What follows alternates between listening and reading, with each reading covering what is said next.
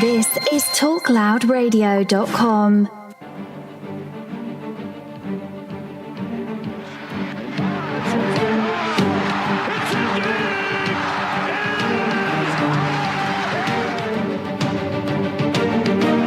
Watch the deep one for the end zone. Phelan is down there. Oh, he got it! He got it! He got it!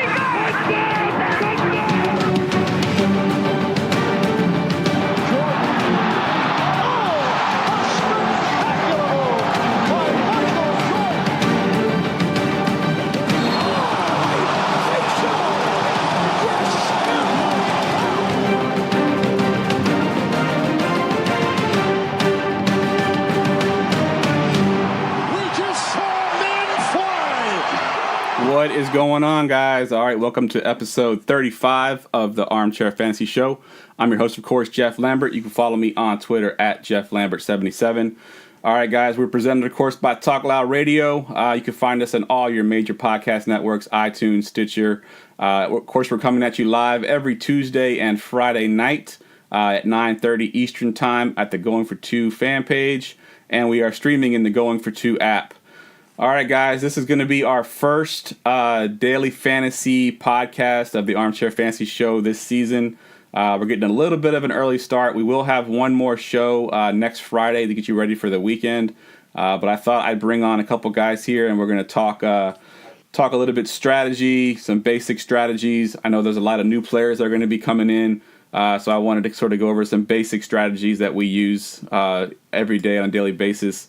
And then we'll talk a little bit about some plays in the second half, and we'll do a little bit of spade or fade. To help me out with that, I've got two guys that have come on here quite often before. Of course, everybody knows Gerson, DFS Roundtable. Gerson, what's up, man? What's up? We ready for this season? Definitely, man, definitely. And also from the DFS Roundtable, we have Mr. Tim Strobel. How you doing tonight, Tim? Doing good, man. Ready to get this money. I see you rocking the jersey already. Getting ready for football season, man. Yes, sir. Good deal. My man just got paid. Yeah, he definitely did, man. That's $100 million guaranteed. That's crazy. My man, like he's married to him. Ooh, okay. Hey, man, I just before we got on here, man, you got all excited when I tricked you into thinking that Khalil Mack signed, so I don't want to hear it. He's your man. I know Gerson's over there praying Mack is paid. Don't let him. I'm not saying my man, though. Okay. That's All right. my quarterback. My quarterback. That's my quarterback. Okay, T.O. All right, guys. Of course, we're going to talk a little bit of strategy, like I mentioned in the opening. There's going to be a lot new players, which, of course, for us that have been playing for a long time, it's always good for us to have new players because they typically don't know what they're doing, and we can take their money. Just kidding, guys. We're not here to take your money. So we're going to basically talk some basic strategies here in the beginning, pretty much things that most people that play fantasy or daily fantasy enough probably already know. And then the second half of the show, we'll kind of go over some quick plays. We'll go in more detail in next Friday's show with some plays. We'll give you a lot more statistics and everything else to back it up. But tonight we'll just do a quick run through of the slate. Are y'all ready to get started? Sir. Good, let's do it. All right, good stuff. The first thing I got on my list here to talk about is let's talk a little bit about stacking and what that means and why it's different than in season-long fantasy football and why stacking is a good thing. Gerson, let's go ahead and start with you first. What do you think of when you think of stacking a lineup on daily fantasy? Well, this is the right. So this is the first part, and then we're gonna do another podcast tomorrow, right? Yeah, I'm just curious. For those of y'all that have been listening for a while, Gerson likes to talk, so he might talk the next hour all by himself. So we've been taken over by Gerson. It's not called talking, it's called going deep into it.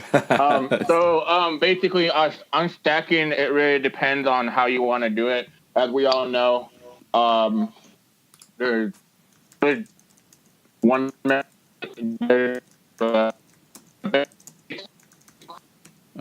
Got some connection issues here, Gerson. Oh, there we go. What was that? We got some connection issues. I don't know if that came through. If you could start over, because all I got was breaking up. Tim, could you hear him? Yeah, I can hear him. All right, maybe it came through just bad on my side. Go ahead. I'm sorry. Okay, so we have a running back, wide receiver stack, or wide receiver, tight end. Just depends. 2-man stack, 4-man stack, 3-man stack. Depends how you want to do it. I personally, my favorite stack is always going to be a quarterback wide receiver 1, because that's where you're going to get the most optimal points, like projected top points. It really depends how you want to do it, as if you want a value stack or if you want to just go that quarterback wide receiver 1, my favorite stack. After that, the second stack I like is really running back and defensive stack, which is very correlated to, making sure that the running back is in a good game script, facing a very Vegas scripted game for him, which means they have to be dominating their opponent so they can be ahead. So that way, when they're ahead, they can just be running the ball over and over. Of course, the defense got to be good to do that. Right. So we know the defense to be good. They're gonna be a running back defense stack. The third stack I really like is probably the wide receiver, quarterback, and the opponent wide receiver coming back to him. Gotcha. But those are some of my 3 stacks that I like. But you always want to correlate it with your quarterback or with the other team's opposition wide receivers. There have been some new ones and research that's been coming out lately in the last couple of years. Everything's been going differently. So it all depends how you want to look at it. But that's just my opinion of how I like to stack. Gotcha. So, yeah. All right. Tim, can you explain what it means to go naked with your quarterback, and talk a little bit about correlation exactly and what that exactly means? Yeah. So going naked means that your quarterback, you do not have one of his possible pass catchers or any of his, on your team.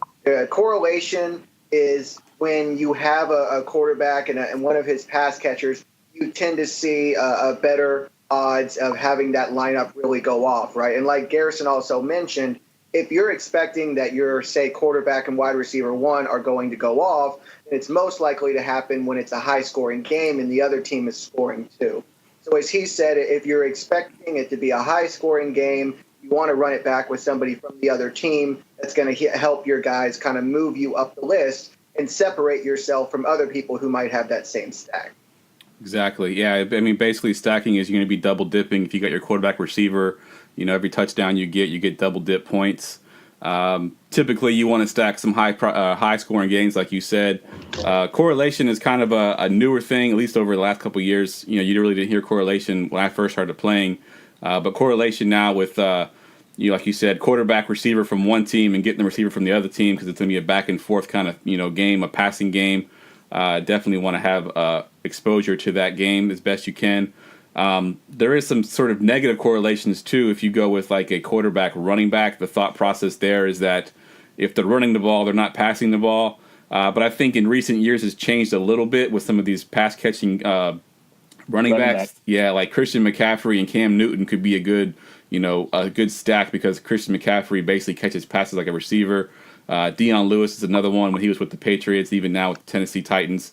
He'll be a pass-catching running back as well. So those negative game scripts or negative correlations don't quite work in that sense.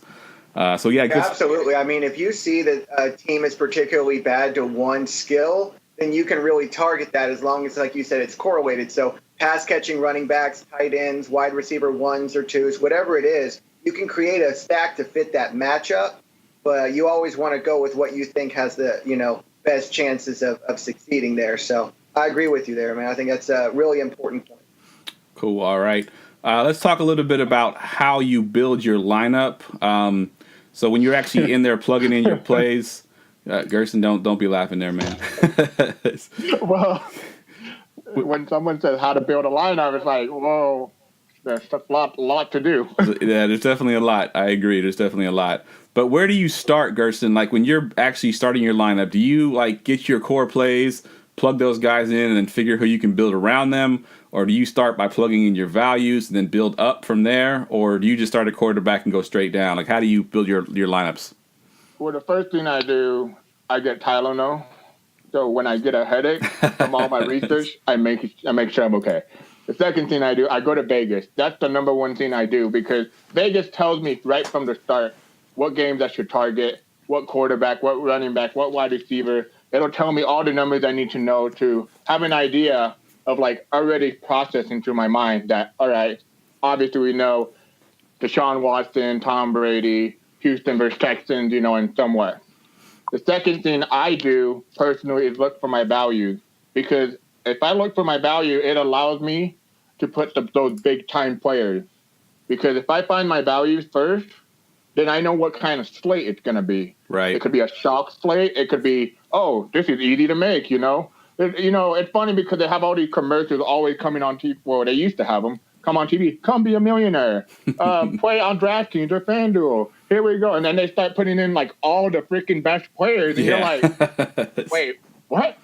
How can you get Tom Brady, Gronkowski, Le'Veon Bell, and all these players? But no, it doesn't work like that. So if you get those values, it allows you to opens up your roster construction brain, I guess you can say, the way you can brainstorm it. So Vegas first, value second, and third is stacking. I look at stacking like, oh, if I can stack this guy, then I know how my roster is going to look like, Right. Those are probably my top three things that I look at mostly when I start building my roster. But when you get down to the nit and grit, is your player pool. You have to define who you want to eliminate and who you want to have. Right. Because you can't have like, all right, I'm going to play them all. So you really have to do your research. But those are the top things I actually look at. I might be missing one or two, but in reality, I can't talk for an hour long, so I'll let you guys touch it. In reality, you could talk for an hour long, but I'm going to cut you off at some point. I could. Tim, what do you look at when you're building your rosters? Like, where do you start from? Yeah, man, I think Gerson really nailed it. I mean, we have a similar process in that respect. The first thing I usually do is I go to Vegas. I start trying to see, okay, what are going to be, what do they expect to be the highest scoring games? What are some, like he said, stacks that I might want to see out of that game? What are some things that I think could really go off to achieve that total? And then, as he said, once I find out, okay, I want to do, like he said, a Brady stack or a Breeze stack, then I start finding those values to fit those players in, right? Am I going to take a lower priced running back? Am I going to go cheap at tight end? Am I going to pay down at defense? How am I going to be able to fit these, what I consider to be? And so when he was talking about building my lineup and player pool, that's so important, I think, to have a good core. Obviously, it depends on how many lineups you're making. But if you're not making 150 lineups, then I think that you can have a core of, 3, 4, 5 guys and just run them in a ton of lineups with a bunch of different stacks. And that's a good way to get yourself some exposure to a bunch of different games. Definitely agree with that 100%. I wanted to ask you all a little bit real quick about the game times. I think the main slate now on both FanDuel and DraftKings has eliminated the Sunday night game. So it's basically the 1 o'clock and the 4 o'clock games. So let's say you build your lineups and you realize you've got all 1 o'clock players. Do you typically leave it that way, or do you try to force to have at least 1 or 2 late game players in there? Gerson, I'll start with you. I've been asked this question a lot before, and here's the way I put it. If the best value play of the day is going to smash for 10 times value, and he's playing on the late game, are you going to play him? Obviously, yes, right? Yep. He's the chalk.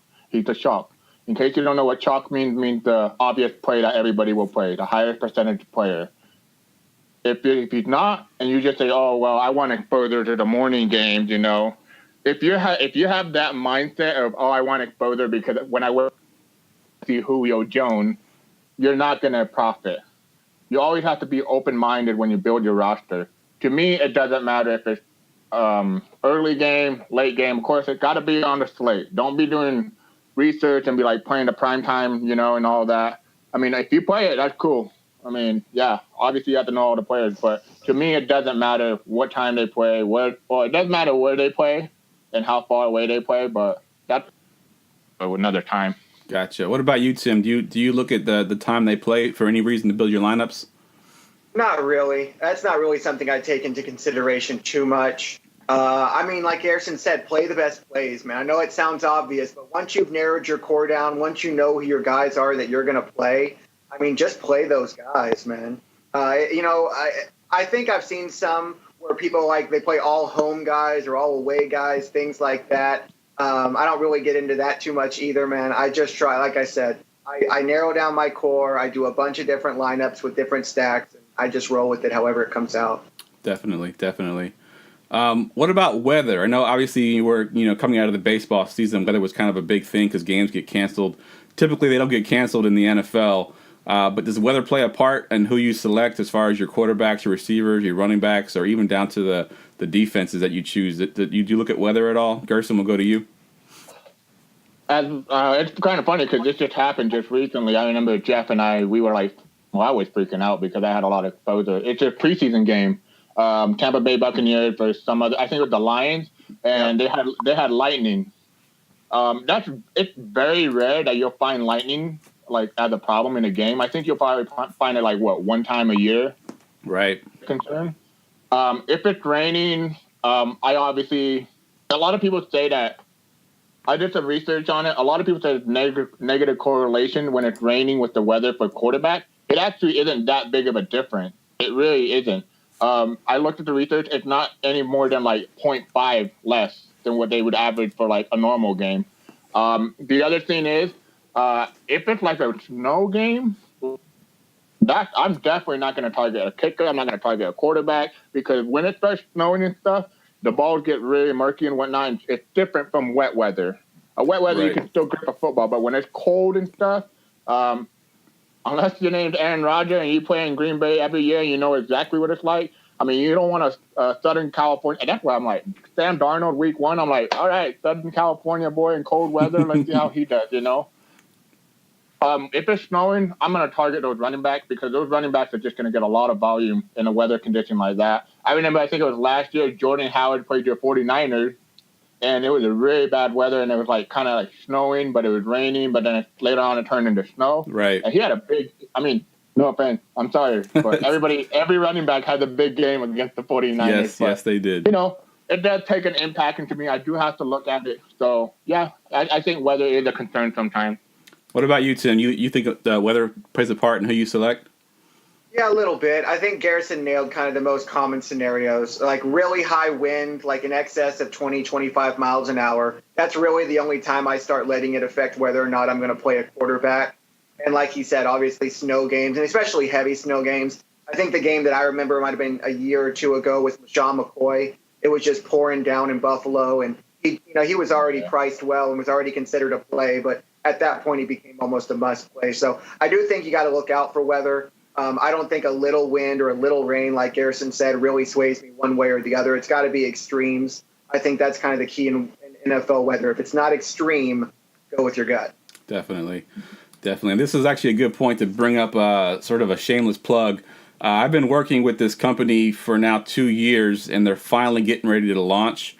And they're going to change the way we look at stats. It's a pretty cool tool that they've got set up. It's called StatRoute. StatRoute's going to be launching for the public, I think, on the 4th. And it's got some tools that we really don't have elsewhere. I was playing around with it last night, and you could put in stuff like over the last 5 years, you can put games that are below 35 degrees or winds a certain, whatever, or, snow games, rain games, and look at their fantasy production over the last 3 years, 5 years. You can look at home games, away games that are outdoors, away games that are indoors. A lot of cool stuff on there that's going to be coming out here pretty soon. We're going to be promoting it pretty heavy. It's, I guess, again, statroute.com. You can check it out. It's going public on September 4th, and it's a really cool tool that I think I'll be using a lot this year. Wow. You got to do that to me, Jeff. Give me another tool. Yeah, I'll definitely hook you up with that. I'll give you my passcode when we get off the air here, and you can definitely check it out. It's cool. Last night I was looking at it, and you got the notion that Big Ben is bad on the road. So to prove it, I looked it up last night. I went on Big Ben on the road in outdoor games over the last 5 years. He's QB 24 over that time frame. So definitely not a good thing if you got Big Ben on the road at any time. So you want to avoid him for sure. So yeah, but pretty cool tool. Like I said, I don't think there's too many tools where you can sort and filter through weather.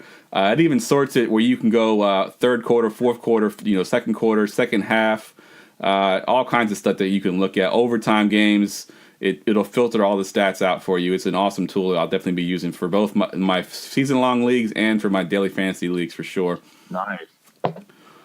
All right. I just wanted to bring up one more question here on strategy. I know, like in baseball, you don't want to start your hitters against your pitchers. Is it the same thing in football with defenses? Do you want to avoid having the defense that's playing against your quarterback or your running back, or does it not matter? Gerson, we'll go to you first. A lot of people don't play any players against their defense most of the time on that. The only time I suggest you avoid that is on primetime slates or like small slates where you have to go contrarian to win it all. Because I've seen a lot of, when I was a degenerate last year, I would play those primetime slates because I'd be like, all right, am I up? I play the primetime. All right, I got money. Let's go. Boom, boom, boom, boom, boom. And then, you can on a smaller slate. And it's kind of crazy because now they have those Showtime or the Showdown. I don't know. DraftKings Showdowns, yeah. So obviously you're going to play those plays, against you're not going to have a defense, so you don't have to worry about that. Right. But I'm not sure if you can roster a defense. Can you? In DraftKings, you can. FanDuel's version of the Showdown, you can't. So, okay. So in DraftKings, they have kickers and defenses available for you to choose from. Okay, so that makes sense. The other things I don't do is I don't really like to put like my running back with a wide receiver stack. Sometimes I don't like to put the same players together. Like a very popular choice this week one, going to be Rob Gronkowski and Burkhead. You're really going to have to think about like if you really want those two guys together, right? Or like Hogan and Burkhead, etc. But other than that, I don't really look too much into it. But those are my biggest issues sometimes. I'm glad they no longer have kickers too, so yes. I don't really have to worry about that. Yeah, I honestly I think I'm going to kind of miss the kickers a little bit on FanDuel, and I'll tell you why. When I used to build my lineups, I would start with putting in my cheap kicker and my cheap defense, and then build from there. And then after I was finished building my roster, I would upgrade my kicker or my defense if I wanted to. That kicker position, because it was so cheap, you could plug it in and sort of upgrade elsewhere. Whereas now you got to put a flex guy in there. You got to pay for that position. They didn't increase the salary on any of those things, so it makes it a little bit more difficult to build a lineup. But at the same time, I think that difficulty sort of gives us veterans a little bit of an advantage because we're going to dig a little deeper and find those guys that may not be the mainstream guys. So I kind of like it in that sense as well. Tim, I kind of keep going to Gerson first and stealing your thunder here, so I'm gonna try to go to you first next time here. But what do you feel about with defenses and guys on your team playing against your defense? Yeah, I think Gerson kind of hit it in the small slates or things like that. You don't really have as much of an option. But in general, it's not something I really do. I think it really comes down, though, to what kind of lineup you're building. I think there are situations where I'm probably not going to play a player against my defense in my cash game, but I might consider it for a GPP option. If there's somebody who's just supposed to get a ridiculous amount of volume, let's say that they had an override implied total of like 17, I might play them in a GPP lineup or two and not necessarily put them in my cash game. Same thing, like he was mentioning about a quarterback and two possible pass catchers. Again, something I probably wouldn't do in my cash line, but I'm much more likely to do in GPP. So I would say those are kind of things you kind of have to play by individual situations, but overall, it's not something I'm going to do often. Yeah, agreed. I think there are times when I've done it in the past. A lot of times people think of defense and they think of just points scored against. But I actually look at a little bit more than that. Interceptions, sacks, turnovers is a big thing too. And, those points don't go away when the other team scores. So if you got a team that's going to be getting a lot of sacks, interceptions, I think a couple years ago, the Patriots were one of the worst teams as far as giving up yards and even gave up a lot of points. But they caused a lot of turnovers. They were, got a lot of sacks, and they were still a good defense to play, even though they gave up points. And something like that, I might consider it.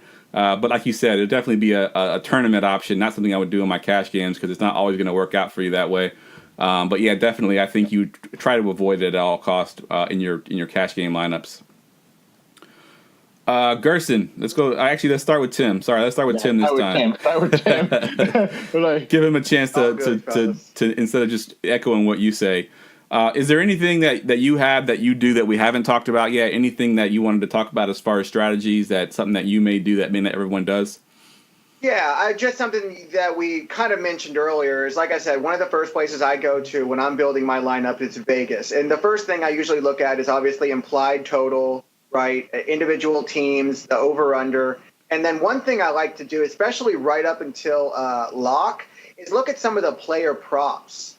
I think that what you just mentioned, it kind of sparked my memory about it, is you can see some of those lines move pretty significantly. And if your team or whatever is projected for 3 sacks and all of a sudden they're projected for 5 sacks, or interception went from projecting a half to projecting an interception, something like that. If you see a particular prop move significantly, then it may give me a little bit more interest in playing a particular player or team. It's not something that I make my lineup decisions on, in general. But there are times when I think that there's just such, and it's kind of also with Vegas line movement as well. If I see a particular line move, significantly, and it's not obvious that like their quarterback got injured or something, and that means there's enough money coming in that they're seeing something that I may not be seeing, and it just causes me to dive back into my research a little bit and make sure I didn't miss anything. But I like to watch movement for both Vegas lines and player props. Those a little bit. Yeah, definitely. That's something that's sort of under the radar that people don't really think about. But you're right. Those movements mean something. Somebody knows something somewhere, and they're going to change the way they're spending their money. So those big wigs know some stuff that we don't know. So, what you got, Gerson? You got anything that we haven't talked about yet that you want to talk about strategy wise? No, I mean, you guys pretty much nailed it. Did you say you were getting an echo from me? Is that correct? No. I was just talking about how Tim was basically echoing you because you were going first every time, and he was just like, "Yeah, what Gerson said, go to you." All right, I'm done. Got you. No, I mean, every position is different how you want to attack it. Tim pretty much covered a lot of it. I mean, I have I like to call it the Bible, and I do that. Like whenever you break down each position, have like a rule that you kind of have of your own. Go one by one, and you follow it in cash game or GPP. Because it's really, and it's kind of funny because when we're at home with our girlfriend or wife or whatnot, we're hell unorganized. We will leave crap everywhere. Sorry. Sorry, it's rated R, man. We're talking about gambling. It's a rated R podcast, so you're good. Yeah. Oh, okay. I was gonna say I'm gonna put a curse jar out there for you guys, but I'm not gonna let you have my money because I swear a lot. But anyway, so we're very organized when it comes to our research. That's the funny thing. But Tim nailed a lot of it, Definitely. The only thing I wanted to bring up, and I talk about this pretty much whenever I go on other podcasts. I mean, it's pretty common knowledge for most of the guys that have been playing for a while. I know, Gerson, you're a GPP player mainly. I do a little bit of both. I know Tim plays a little bit of both. But the one thing I like to do is always cover my tournaments with my cash games. Yes. Basically, you take your cash lineup, you play one cash lineup. I plug it into whatever cash games I want to plug it into, and then I figure out how much profit I would make if my cash game hits. So let's just say I put it in a $10 GPP, a $10 double up. So my profit would be $10. I then take that $10 and put it in tournaments. That way, as long as my cash lineup hits, I at least break even. So that's something I always try to do because that way it kind of covers you. Obviously, your cash lineup won't always hit, but if you put all your research into your cash lineup and you make a good lineup, you're going to hit more often than not.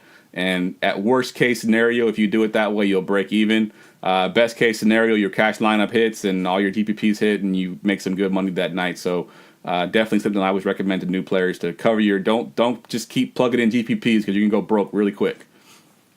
So many people always say that too. Oh, I forgot to put my cash game. Oh no, don't put a GPP roster.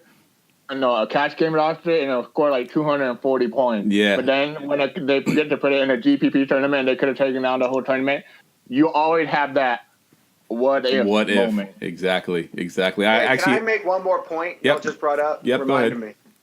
Hey, so I actually, shameless plug for the DFS Roundtable on Facebook.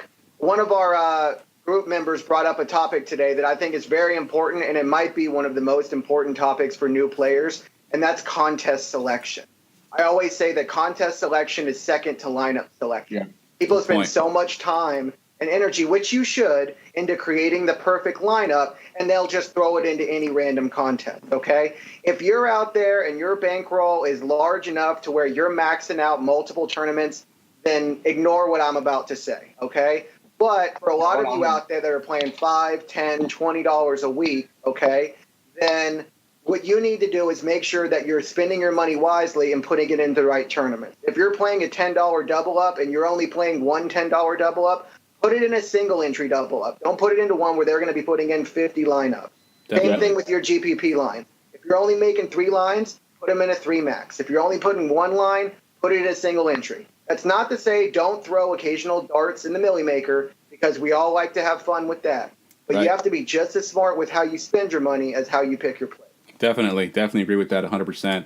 And I just wanted to throw this out there, a story I've shared multiple times. A shared friend of ours, Matt Sandell, comes on the podcast quite often.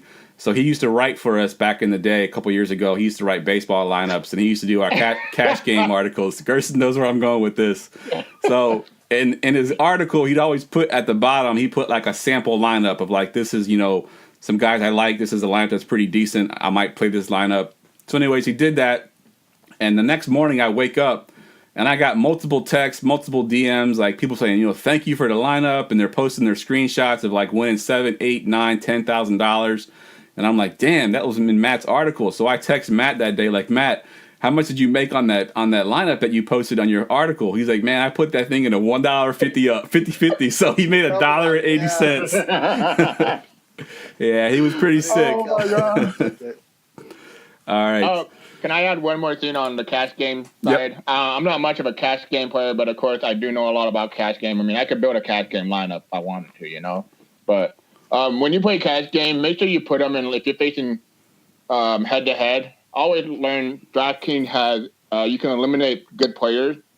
You can block people. You can block them. Yep. And then when you play one-on-one or like 3-game cash game, 1-game cash game, or 1-man cash game, your probabilities are going to be higher because let's say T.Y. Hilton last year when he went off for 40 points or so, if you had him and everybody else didn't have him, you're going to beat everybody else in those little small games. Yep. But the other thing is, let's say your cash game roster didn't cash because it came up short.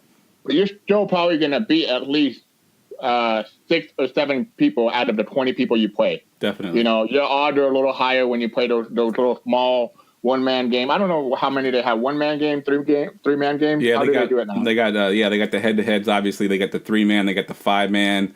I think there's a 20-man. Yeah, so yeah, there's some good contests there because definitely when you play those small contests, a lot of the guys play the chalk, and if you also play the chalk, but say you didn't play one of the guys that were chalk and the other guy had them, and he ends up bombing out, then you're in good shape to win that head-to-head, and you can actually have a terrible lineup, and his other guy just has a more terrible lineup, then you're in good shape. So definitely seen that before, where a lineup that didn't cash games will cash in your head-to-heads because of just what you said. Some guys just go off, and you just happen to have them in your lineup, and you're good to go.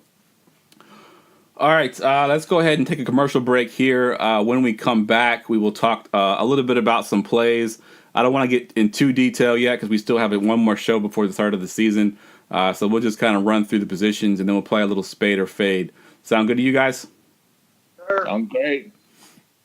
3 shows, 1 podcast. The Talk Loud Radio podcast combines sports, nerds, and pop culture with the Pay Me No Mind Show. Just down-to-earth sports and entertainment. The Clash of the Nerds Let's Podcast Show. The latest movies and video games with a dash of comedy. And the Armchair Fantasy Show. 8. Sleep, fantasy, sports. Find Talk Loud Radio on all the major podcast services like iTunes and Stitcher at TalkLoudRadio.com and streaming on the Going for 2 app for iOS and Android. Talk Loud Radio, where sports, nerds, and pop culture collide. Do you need advice for your fantasy football team? How about your DraftKings or FanDuel lineup? Going42.com has you covered. Going42.com has exclusive content from some of the best fantasy writers in the industry, whose credentials include Bleacher Report, Fantasy Pros, and Fantasy Life. From advice columns to player ranks, Going42.com has it all. Sign up for our newsletter to have all of our content sent to your inbox. Start winning today. Visit Going42.com because no one remembers the extra point. Today's show is brought to you by Daily Fantasy Nerd. They have everything you need to build better lineups. You can analyze stats, view up-to-the-minute Vegas lines, check player game logs, import and manage your own projections, build optimal lineups, and a bankroll tracker. To get started for free, visit goingfor2.com/dailyfantasynerd. That's goingfor2.com/dailyfantasynerd. Start winning today. For the block, boy. Take it rough. Every day has been the same old thing on my block. You either working or you're slanging cocaine on my block. All right, guys, welcome back. I did an extra commercial there because I saw Tim was not at his computer yet, so I wanted to make sure he got back before I went and ran the music.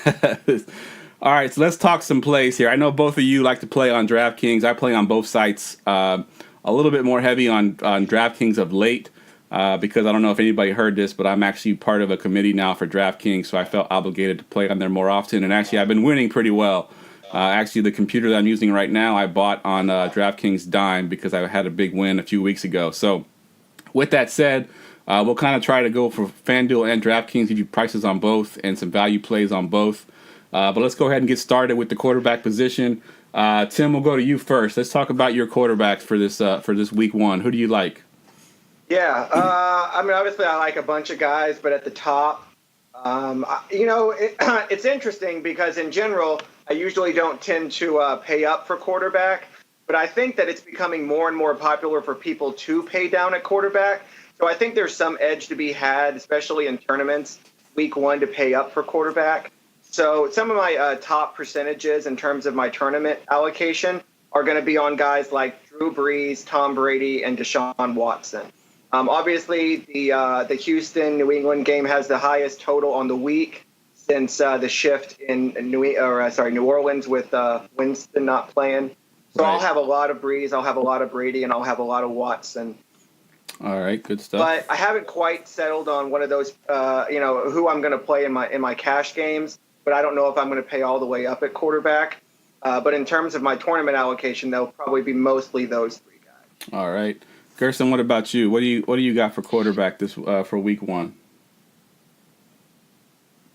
Gerson. For quarterback, he mentioned one of them, Deshaun Watson, as my elite quarterback. I like this guy a lot. I mean, before he tore his ACL last year, he was basically a top 5 quarterback throughout the season.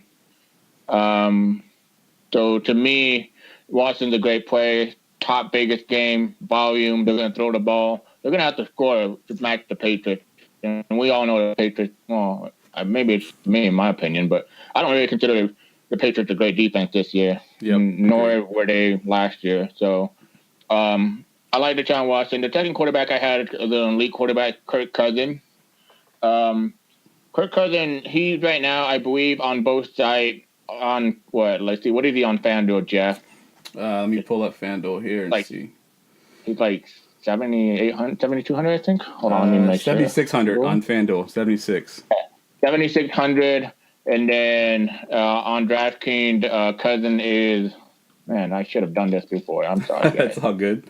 He's 65. 6,500. So you're getting about mid-tier pricing. I mean, maybe on DraftKings more of an elite pricing. But it's not like 8,300 like a Tom Brady or something like that, Or I think I wouldn't be amazed. What's Tom Brady, like 9,000 on FanDuel? Yeah, he's pretty close. Yeah, 8,600. There you go.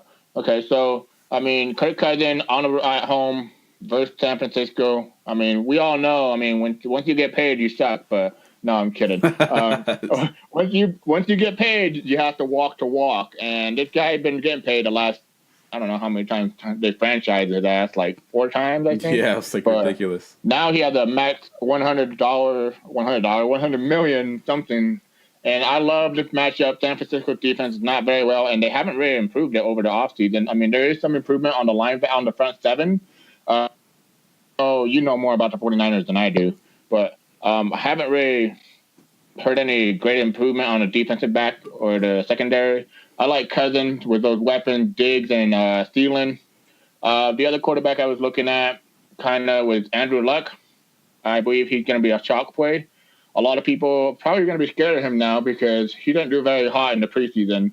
And everybody was looking at the preseason. If you were DFS degenerate and you didn't have the Andrew Luck game playing when they were playing preseason, then you didn't want to win money. But I did, and I watched almost every single play that he ran. Even if I didn't catch the game that night, I would go back on NFL Game Pass or whatever and watch, because it's cool. They allow you to like put each player and you can watch all their plays. Yep, that's pretty cool. I'm not gonna watch a whole Colts preseason game. Come on, guys, I have a life. But I like Andrew Luck on the road, very cheap. I mean, at home, very cheap. And that secondary they're facing is one of the. It's a feisty one, but at his price on FanDuel and DraftKings, if he gets me 3x for GPP value, I'm taking him. The other quarterback I was looking at, and I want to throw up. Like, I legit want to throw up, but it just. Don't throw up, man. Don't throw up. He let me down, like, really bad. Ryan Fitzpatrick at $5,000 on DraftKings, and on FanDuel, I believe he's like almost like minimum price. I think he's like, what, Jeff? Like 6,200. 6,200. I mean, this guy, he can make things happen. And I think with a lot of repetition during the preseason and like first team rep, basically, because Jameis Winston's suspended. Everybody knows that. And they're not going to, if he's suspended, I know they're not going to practice with him as the first quarterback, you know? Right. And last year, when, what's his name? Fitzpatrick faced, I can't call you Fitzmagic because you let me down. But Fitzpatrick faced New Orleans last year. He got like 9.72 points. But, I mean, if we look the year before that, I mean, this guy, when he started, he got 16 points, 21 points, 15 points, 16 points, 16 points. I mean, when he started, I don't know if you guys remember, like, he had a really, really great game one time. Yep. And he was like minimum value. Yep. Agreed. I mean, minimum, whatever. Salary. Minimum salary. And at $5,000, it'll allow me to stack up a lot of top tier positions. And it'll allow me to get Gronk, who we'll talk about later. All right. So I was trying to pick some plays that y'all haven't already talked about. My elite guy is Cam Newton, just from the sheer running ability that Cam Newton has and the fact that he could score touchdowns there. I like that position where he's got Dallas coming into his hometown, just to kind of give you an idea of how good Cam Newton can be. Last year, we would all kind of agree that Cam Newton had a down year. He wasn't what he was a couple of years ago when he went to the Super Bowl. But even with his down year, he was QB number 2 last year in season-long fantasy for total points. So if he's having a down year, ending up as QB2, if I think he's going to bounce back at all, which I do think he will do that, I definitely like him in my DFS lineups for Week 1, going up against a pretty weak Dallas defense. I know they got to have their Sean Lee linebacker back and their different defense with Sean Lee being there, but still I think Dallas's defense overall is not that great. And then the one guy I have, it makes me want to throw up too when I say this. I'm gonna kind of set it up like this on DraftKings. I'm gonna give you 3 quarterbacks. Tell me what they have in common: Landry Jones, Brian Hoyer, and Jacoby Brissett. What do those 3 guys have in common? They're all backup? They're all backup quarterbacks. They're all more expensive than Eli. Yes, exactly. They are more expensive. They are backup quarterbacks who really aren't very good. I mean, they're okay, but backup quarterbacks, and they're all more than Eli. Eli is down there at 4,700 on DraftKings. And I know people are going to roster OBJ. I know they're going to roster Evan Ingram. They're going to roster Saquon Barkley. So you can tell me these guys are going to have good games, and Eli Manning can't at least meet his value for that salary. I mean, that's disrespect right there. 3 guys that are backup quarterbacks being priced more than him. And Tim, I saw you shaking your head over there. Do you disagree with my Eli Manning pick? Talk about that a little bit. Yeah, I'm full fade on Eli. I was just having this conversation with a guy the other day. I believe that he's priced appropriately because it's probably the worst matchup you can have. I mean, at least they get him at home and they're not in Jacksonville. But I actually think that it's entirely possible we could see one Saquon running touchdown and then like 3 field goals, and that be the final score. So, of course, I'm not saying that Eli is going to have a bad game, but I could absolutely see a 200-yard, 0 TD performance from Eli where he gets 10 points and doesn't even hit value. So, if I'm paying down this week, it's probably going to be at Tyrod Taylor. Ty God. What? Ty God. Ty God. There you go. He's 5,400, so 700 more than Eli. He's also at home, but he gets Pittsburgh. He's got some rushing ability. He's had great chemistry with Jarvis Landry so far. He's got Njoku really playing at a higher level. We'll get to it later, but I'm very high on Jarvis Landry week 1. So the two guys I'm considering kind of on the lower end is Tyrod at 54. And then if I was really going to pay all the way down, the other one I would consider would be Case Keenum at 5,100. Yeah. He's also at home. He gets the Seahawks defense. They're not as good as they used to be. I've heard that he's had pretty good chemistry so far with Sanders and with Demaryius Thomas and with Cortland Sutton. They're rookies. So, if they can get some chemistry going in Denver, I absolutely could see him more than exceeding value. So if I'm paying down, I'm more likely to spend it on Tyrod or Keenum. All right, fair enough. So you just poo-pooed my Eli Manning. That's Sorry, fine. Jeff. That's all right, man. That's why we do this, man. If we all agreed, it wouldn't be a very good podcast. But I just think that Eli Manning, if you're going to pay down, I don't always advocate paying down that far, but it just struck me as funny that he's priced cheaper than 3 backup quarterbacks. One more guy I want. What was that? What'd you say? It's a trap. It's a trap. Exactly. It's a trap. They do throw that out there, like the 69 for Gronkowski. Yeah. I mean, they know what's up. DraftKings knew what they were doing, releasing some of these week 1 prices so early. They did some of them to tempt you into plays that you might not otherwise consider. Fair enough. And I do like that. Case Keenum call. The Seattle Seahawks. I've done a bunch of drafts over this couple of weeks. I'm in 10 season-long leagues this year, and the Seattle Seahawks defense is still being drafted as a top defense, which is crazy to me because they were terrible last year and they got worse in the offseason. So I don't understand why they're still being drafted as a top defense. They are not a top defense. So I definitely like that Case Keenum call. He's looked pretty good in camp from what I'm reading. He's got some good rapport with his receivers, so it should be a pretty good game for him. One more name I wanted to throw into the hat there is Marcus Mariota. I think he has a bounce-back season from last year. He has that high floor with the rushing ability. I think he's got Deion Lewis there that can get a lot of those dump-offs. He's got Corey Davis, who should have a breakout season this year. Rashard Matthews is back. He's going to be able to move the ball. I'm hoping that Delaney Walker is also available. He was questionable last I checked. But if he's available, I definitely like that Tennessee Titans offense with Mariota potentially being a running quarterback there. So just a couple guys there at quarterback. We kind of got a little bit off here and did more than I wanted to do, but I know that's kind of hard to tell y'all to stop talking. So let's go ahead and jump now into the running back position. Tim, I'll go with you first. What do you got for your running backs? Yeah, obviously, running back tends to be the position I pay the highest at. I want to say Chris Raybon from 4for4 Football put out a statistic. The highest correlation between salary and eventual payoff is running back. If you pay above $7,000 for your running back, you have like a 40 to 50% chance. I don't know the exact stat of having a return on your investment.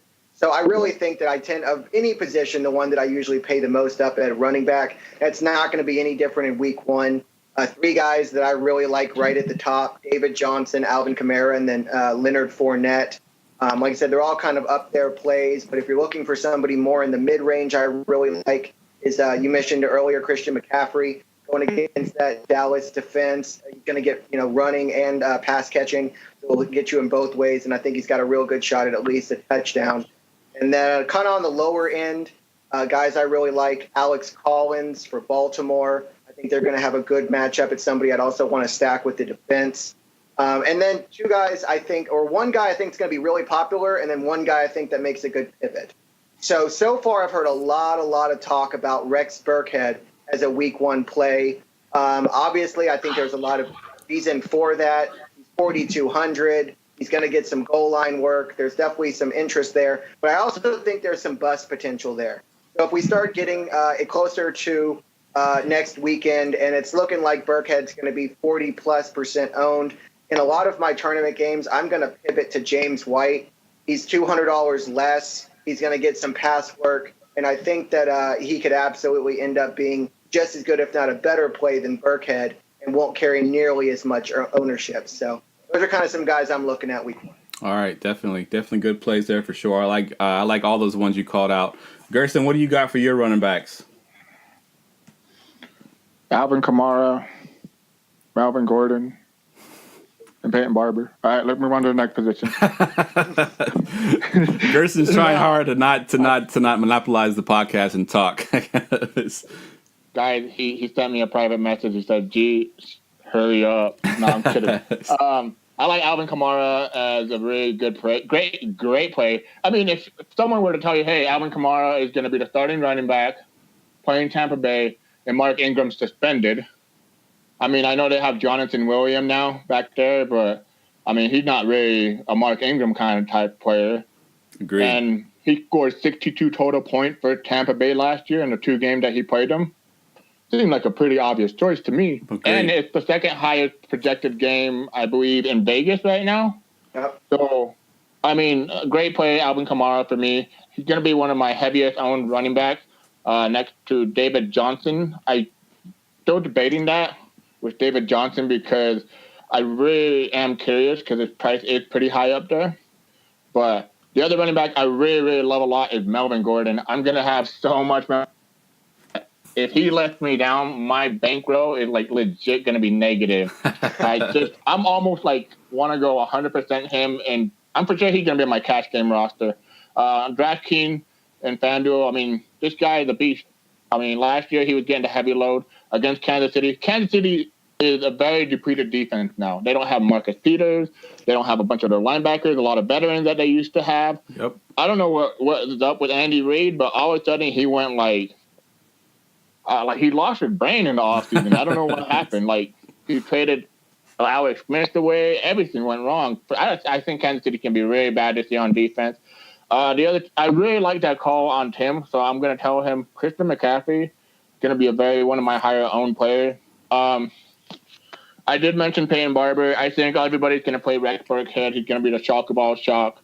I'm gonna pivot to Peyton Barber a little bit. Because, like, in GPP, you want to go contrarian. I don't think Peyton Barber is a cash game option. As many people bought the hype on Ronald Jones. I think Ronald Jones is going to be the worst running back in this draft class of those top running backs that everybody wanted. 1, he can't catch a ball.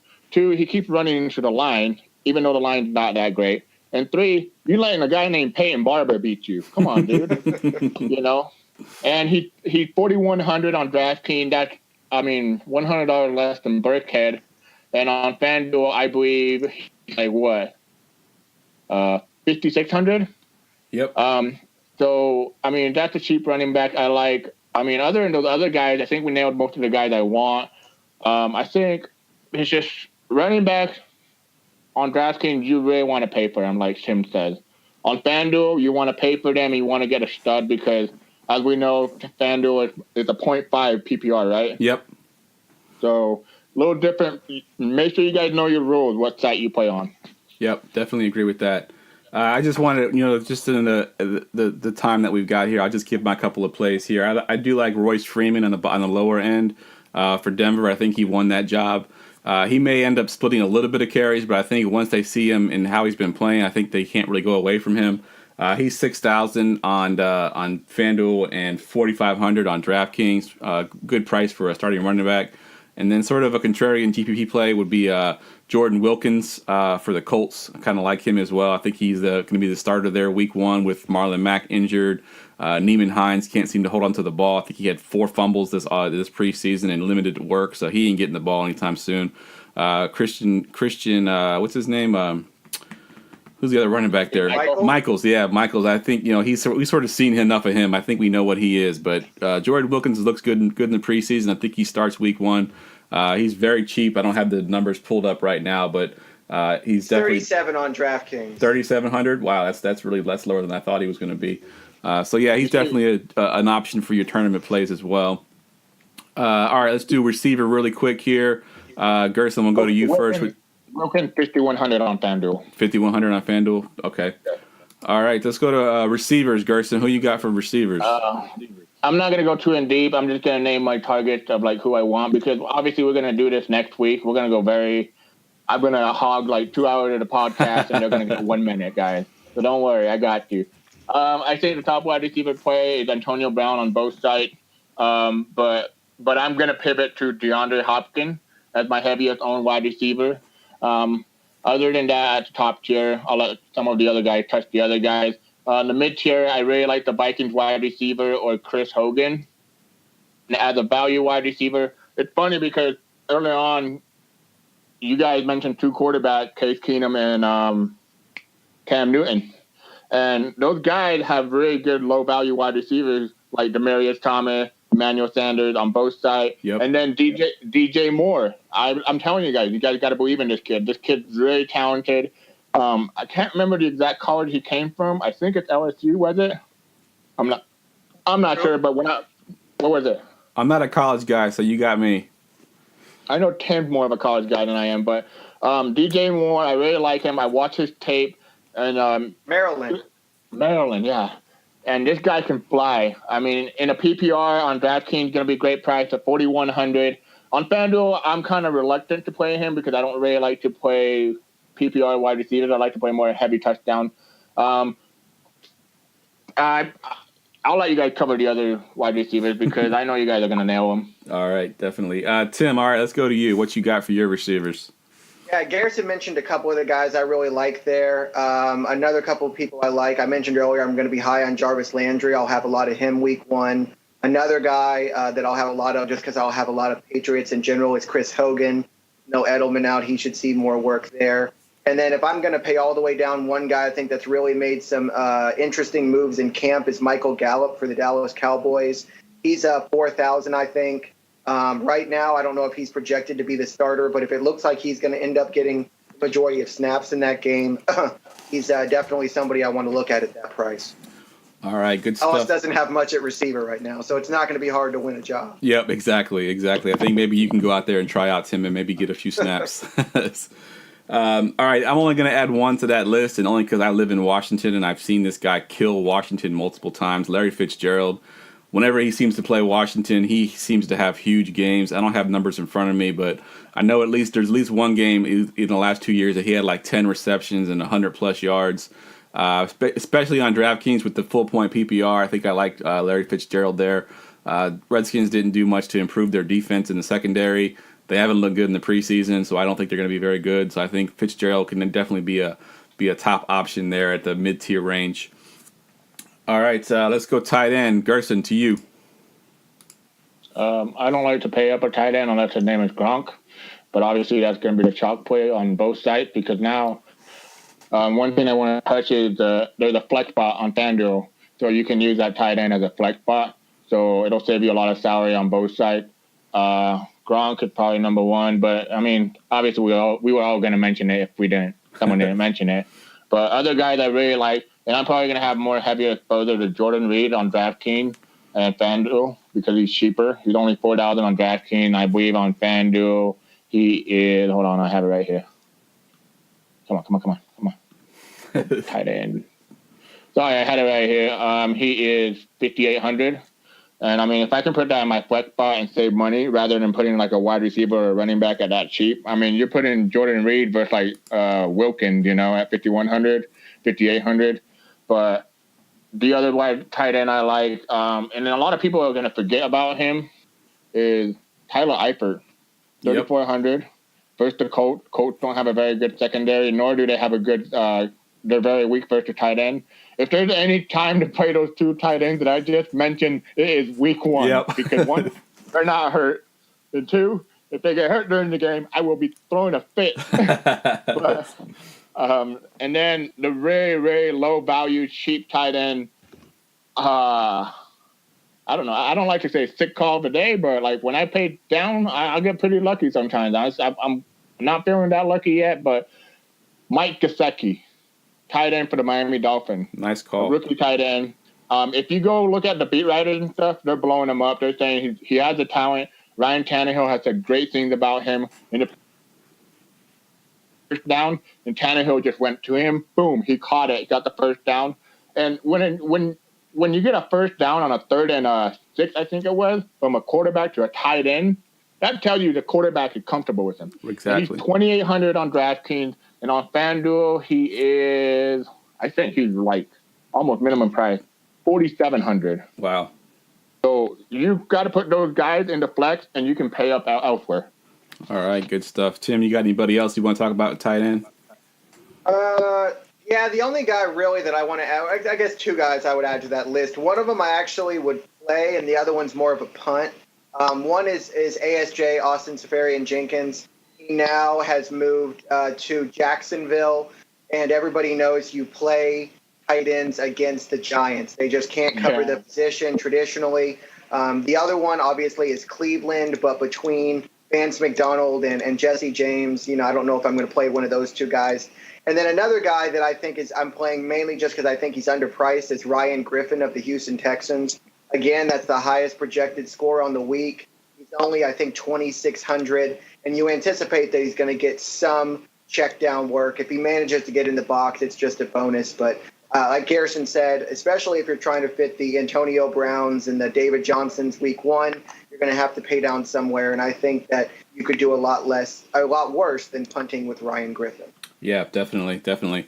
I only want to add one name to that list, and it's actually not on the main slate. He plays in the Thursday night game, and that's Zach Ertz. The Eagles got a lot of injuries at receiver. Of course, we know Alshon Jeffrey is not going to play week one. And then they've got, of course, Aguilar's had an injury. I think he'll play, but he's had an injury in this preseason. And I think they're going to run a lot of two tight end sets, and Zach Ertz and Goddard are going to be out there as the quote-unquote receivers. I like Ertz a little bit. I don't have the prices pulled up because I actually have the main slate pulled up on my computer, so I don't know what Zach Ertz's price is on the Thursday to Monday slate.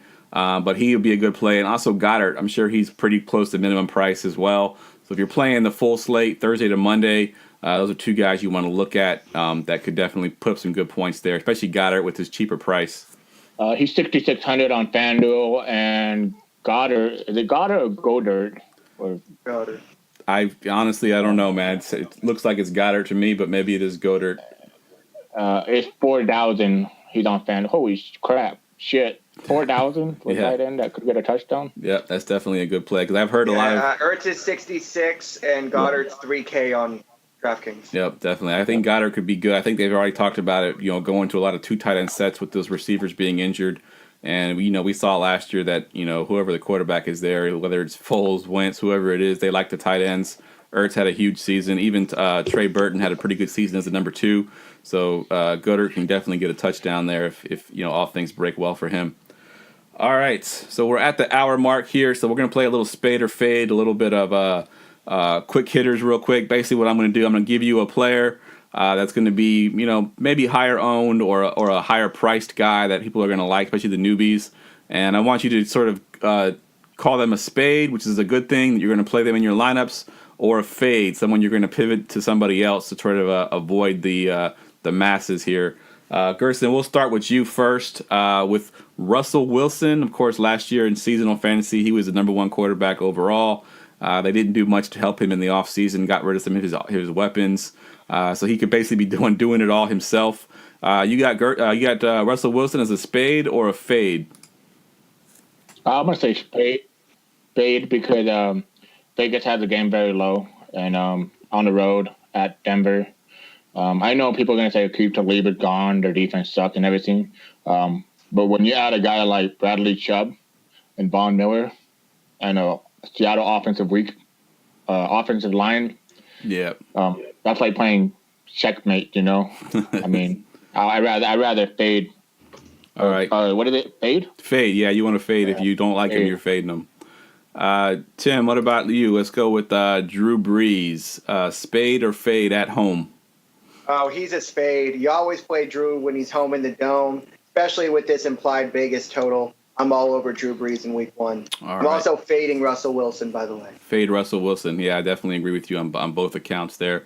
Gerson, let's go to you with the running backs. Le'Veon Bell with his holdout this preseason. I think last year he held out, and I think he only had 10 carries in week 1. Is he going to be a spade or a fade this time? Just to show you how much exposure I will have to Le'Veon Bell week 1 will be this. So he's definitely a fade. Definitely a fade. All right, Tim, we got Ezekiel Elliott with all this news coming out with his offensive line. I wanted to give you this one because you live in Dallas. You probably hear a lot of Dallas talk radio. What do you think of Zeke, spade or fade week 1? Well, right now, I hate to kind of hedge my bet here, but I think it kind of depends on who plays on that offensive line. We know that Travis Frederick, the center, is probably going to be out. So assuming the other 4 guys play, most specifically Zach Martin at right guard, I'm going to say he's a spade. They have nothing at receiver. They shored up that left guard, or think they did in the draft. So I think they're going to be a little bit better. So, as long as Zach Martin plays and everybody else plays, give me all the Z. All right, definitely. Yeah, and definitely with this news that their offensive line is bad, you can get him on low ownership because people are scared to play him. So that's a good call there, spade. Receiver, we're going with OBJ. You got him as a spade or a fade coming off that major injury last year, Gerson. What you got? Well, since Eli Manning can have a great game, according to all his voices. No, I'm kidding. I'm going to fade him. I think there's better wide receivers than his tier pricing. Jalen Ramsey, this guy talks so much shit that if he had a porta potty, he could live in it. But holy crap, this guy is a beast. Back it up. He can walk the walk. I mean, last year everybody's like, oh, he got burned by Antonio Brown. I'm like, wrong.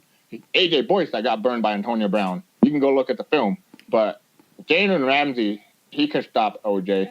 Or OJ, is it? OBJ. He can probably stop OJ too. Oh, wrong one. All right, Tim. Mike Evans with Fitzpatrick as his quarterback. You got him as a spade or a fade? Yeah, I'm fading Mike. I think if Winston played, I'd consider him. He's going to get the volume. I just don't know how much ceiling he really has. At 6,700, there's better plays. I'm out. All right, agreed. All right, well, both y'all can do this one. Tight end for the Giants, Evan Ingram, a spade or fade? Fade. Nope. Spade? He said fade. Fade for me.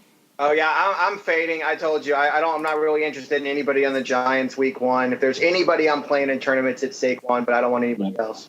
Agreed. I think that's the same thing for me. I think Evan Ingram's got some regression this year because they've got some weapons now with Saquon Barkley back, OBJ is back.